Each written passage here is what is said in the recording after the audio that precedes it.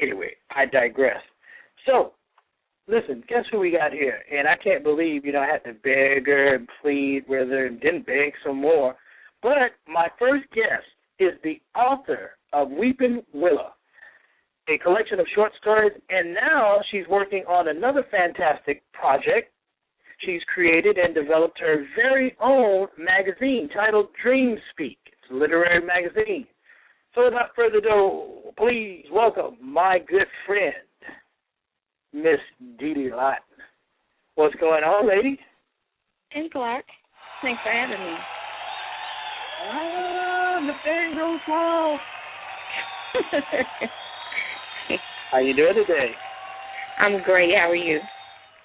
Well, I'm glad you're great, and I'm just awfully glad that you could stop by and hang out with us today. Well, you've been begging for a long time, so I thought, it's a new year. This is my belated break with you. I appreciate you giving me a break. No, but seriously, I say this with all due respect. Your work speaks volumes. You don't need me to brag on you. If you don't believe me, guys, just go out right now, and we're going to tell you where to go, but you can find it anywhere. Go find Willow, Weeping Willow, short stories, collection of short stories. It is an outstandingly written book. And that was your first attempt at the big boy publishing world, right? I mean, actually getting it out to the masses. Is that correct? Exactly. Yeah, that's my first one. I have the idea is to have 3 in the series, and that's the first of the 3. So yeah, that's my first. That's my introduction to the world. Well, I wish I could introduce anything in the world as well as you did that. What was the basis for you writing that novel or collection of short stories? And the second question is, how long did it take you? Well, how long did it take me? All my life. I've always had these stories in mind. I've always said that I wanted to write about things that have happened in my life. And I call the book a faction. It's mostly truth, but there is some fiction to it.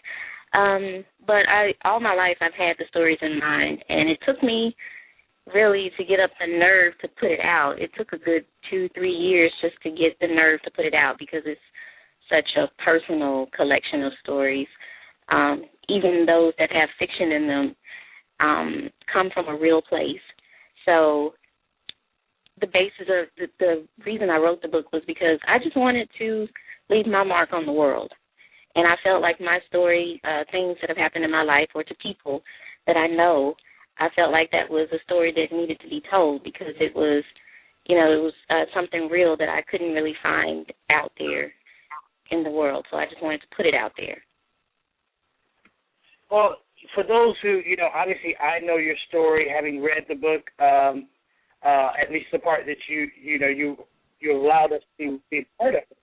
But for those who are listening now, they're saying this is the very first time we've heard of this young author. Give us a synopsis of what the book is about, and really what drove you. I know you said this is a story of your life, and it took a lifetime to write, in a sense. But what was the texture of the book? What was the thing that drives it as you were writing it?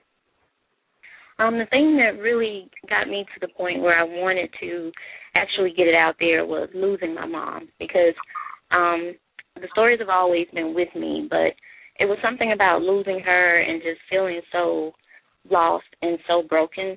I wanted to get the story of basically my relationship with my mother out to the world because if you notice in all of the stories, even though they may not be about me directly or about my mother directly, the underlying theme is our relationship and how she had such a profound effect on the person that I became. So I started the story. A lot of people ask this question as well. Why are the stories out of order, chronological order? Because it's basically a timeline of things that have happened in my life. But I start with my mother's death, and that happened in 1996. I started with that because that was the most profound thing that happened in my life, and that 22 years of living. So I start with that and telling the story of how she left this earth, and I just kind of go back and forth with just the bits and pieces that were the most important to me, and the things that she had a direct effect upon just by being in my life and being there to guide me, and just how she's still relevant. Even though she's been gone since 1996, she's still relevant today.